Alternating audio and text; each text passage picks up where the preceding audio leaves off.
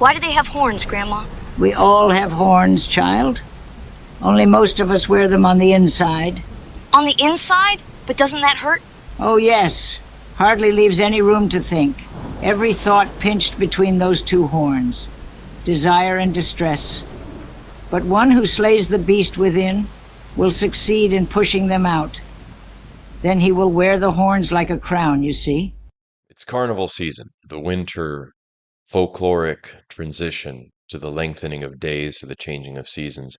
And I wanted to talk about carnival in this video, and specifically in the context of European folklore, although it's something that occurs throughout the world, the kind of local village level creatures that people will dress up as to mark carnival and what their spiritual significance might be, specifically the sort of horned animalistic creature that is often seen during this season. When we think of carnival, it often conjures up images of the Brazilian or Venetian version, maybe more sunny, festive, perhaps more elegant, but in a lot of places, carnival is more like a second Halloween. It has a markedly Gothic aesthetic. You have protective nature spirits like the Cidros in northern Spain and the Kukuri in Bulgaria, and then you've got these archaic warrior figures like the devils of Luthon, who come smeared in black paint representing the long nights of winter, like the outer darkness whose energies have been tamed and brought into the village to revitalize it, coming to stand for the wet earth from which the new year will be born with the coming of spring. They try to prick the young women with their horns in order to give them fertility. But the young women can also take refuge with the mascaritas, these old ladies wearing ghostly masks. And so there's a balance between the male devils and the ghostly ladies. Or their Sardinian equivalents, armored in the bones of some slain monster, green leaves growing from the iron masks and crowns, even as metal plows and swords subdue the earth and defend the village. They sacrifice a strange bear creature which is often horned, kind of like a bloody Groundhog Day, which is similar to the Carnival in Putignano in the Apulian region of Italy, where there's also a staged bear sacrifice.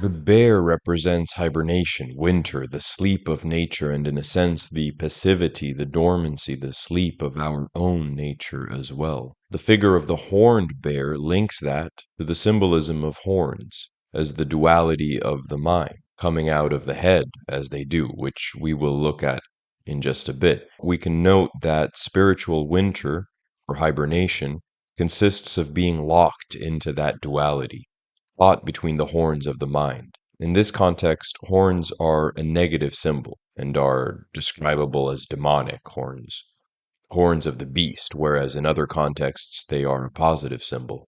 Now, because carnival ends with the burning of the carnival king, we find that this sacrificial animal, where there is one, as in the Sardinian or the Apulian Italian cases, is connected to or stands in for the king. The principle here is the same as the biblical image of Isaac being replaced by a ram in Abraham's sacrifice, or Jesus being described both as a king and lamb.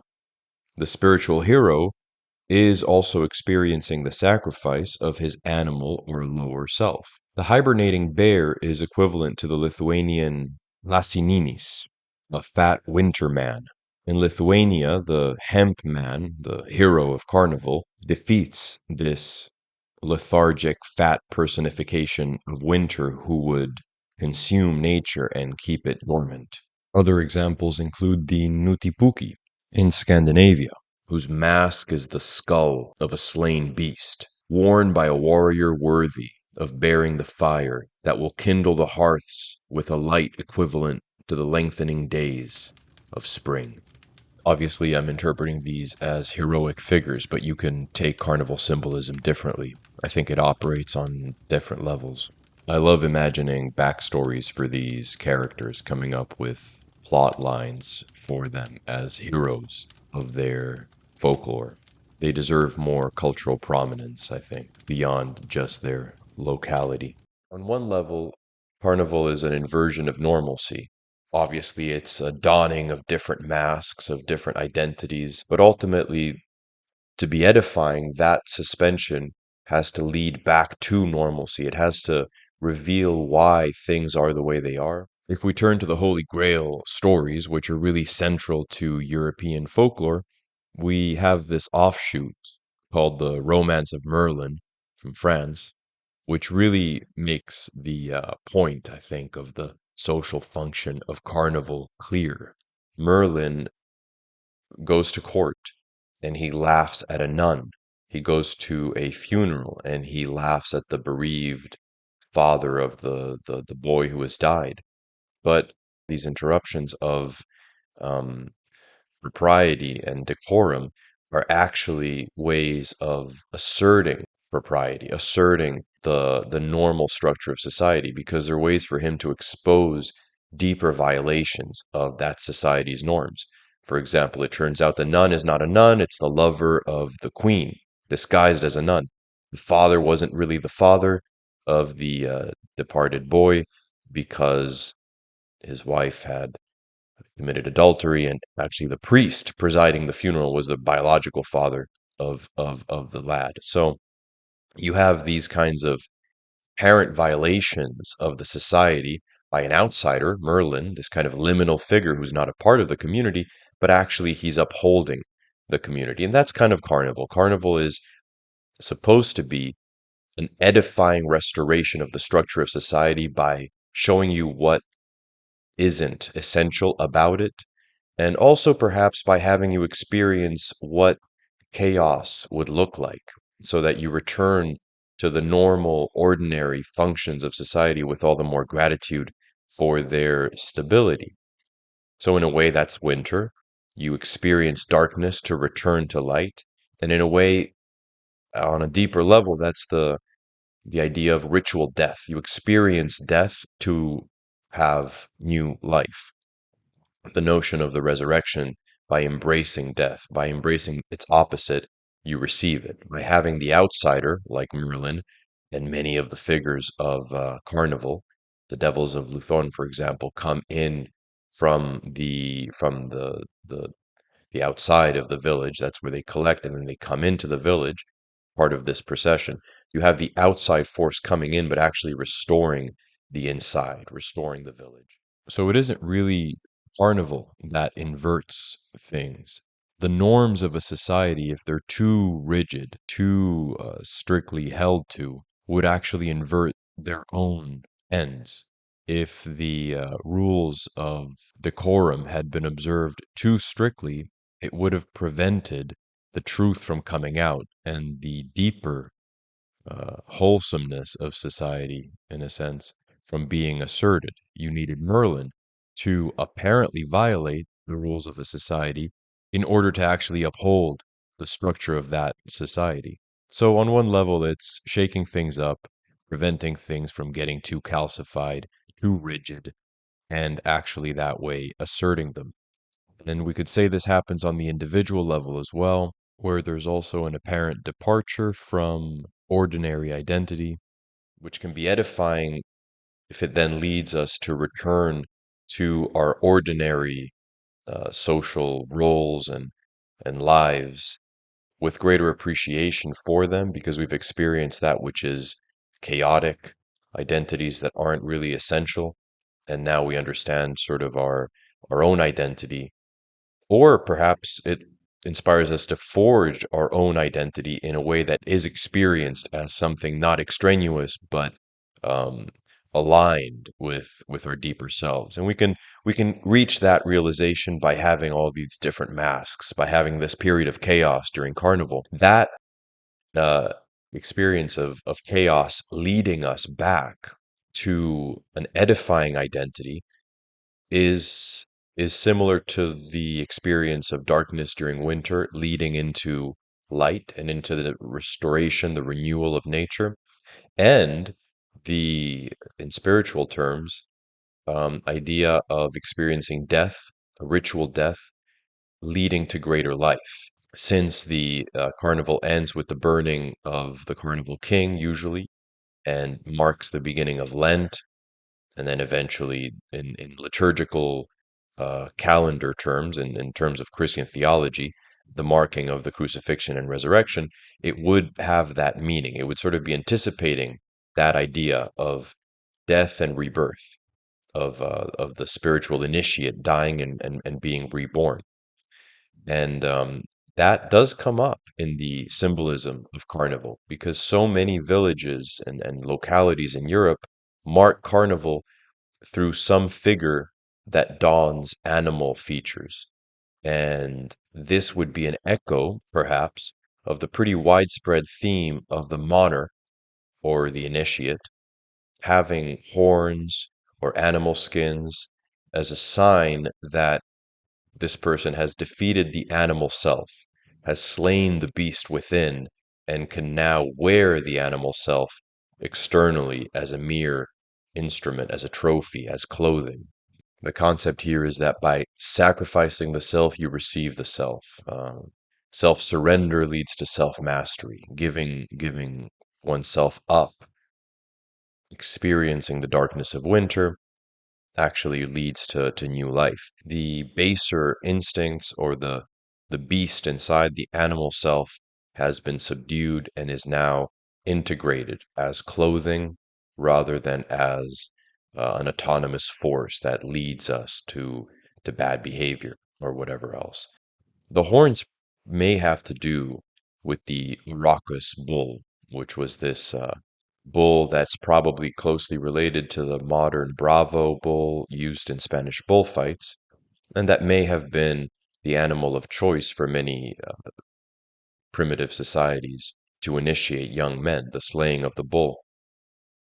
And the horns, which come up with the lamb, the ram, the idea that Moses was horned, which symbolically can mean that he was the sacrificial animal, showing the death of the animal self and resurrection through that potentially, may relate to the idea that the human mind has duality to it, that it has these two poles that were always being pushed and pulled, desire and distress, or aversion, affection, seeking signs outwardly, thinking up reasons inwardly. These two tendencies represented by the horns, I think, are interesting and might represent the slaying of the reactive mind, of those two constant dialectical poles that the mind tends to pinch us within and to imprison us within. By going through the period of a carnival and burning in effigy the king, you are anticipating what's going to come after Lent, which is the death in the Christian context of Christ, the commemoration of the crucifixion. And there's an interesting point there about the balance between the feasting and the fasting in order to have that kingly spiritual station arrived at in order to properly slay the inner self and then have this kind of spiritual resurrection. If we take the resurrection of Jesus to be an experience that the individual believer should have in his own life, then you're gonna have to balance these two forces, right? And there's a sense in which if you don't have the fasting and the feasting balanced correctly, you can end up stuck in that dialectic. So, what we have in the history of the West has been a series of moments of carnivalesque moments in which you have a flurry of desire for individual freedom, and then they end up leading to a stricter Lent, to a kind of system of control. So the French Revolution ended up leading to a period of tyranny, and the 60s hippie sexual revolution ended up leading in various ways to more intrusive states, radical individual pleasure seeking, like the revelry of Carnival, and radical self determination, determination of one's own identity, like the different masks or personae in Carnival, in practice ends up producing its opposite: dependence on complex structures, increasing their control over people. We can think of the sexual revolution of the 60s, de facto breaking down the family and requiring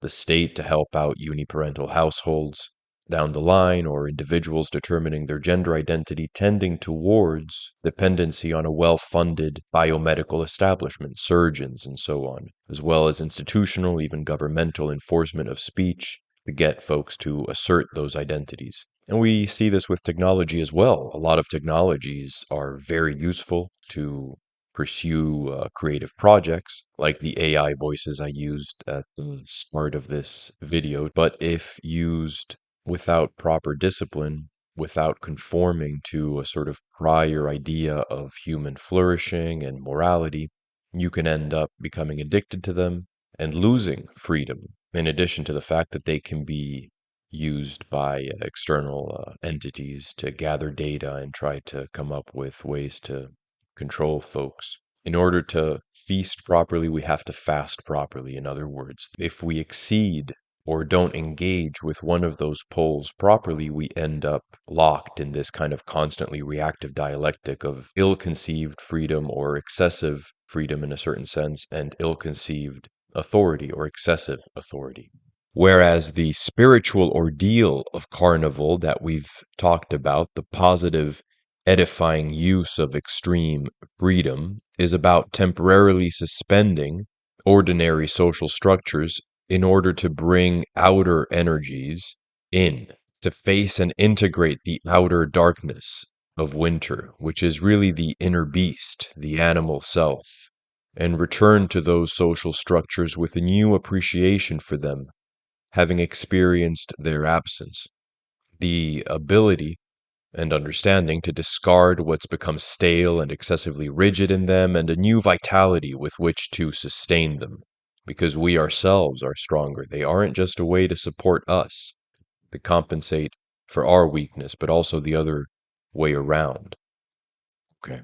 I love Carnival in this kind of gothic guise. I love Halloween too, as the two sort of bookends of the Christmas and New Year's season. Okay, I hope that was interesting, and I hope you enjoy the season, whether it's celebrated where you live or not. And thank you very much for watching. Until next time. And subscribe if you'd like to.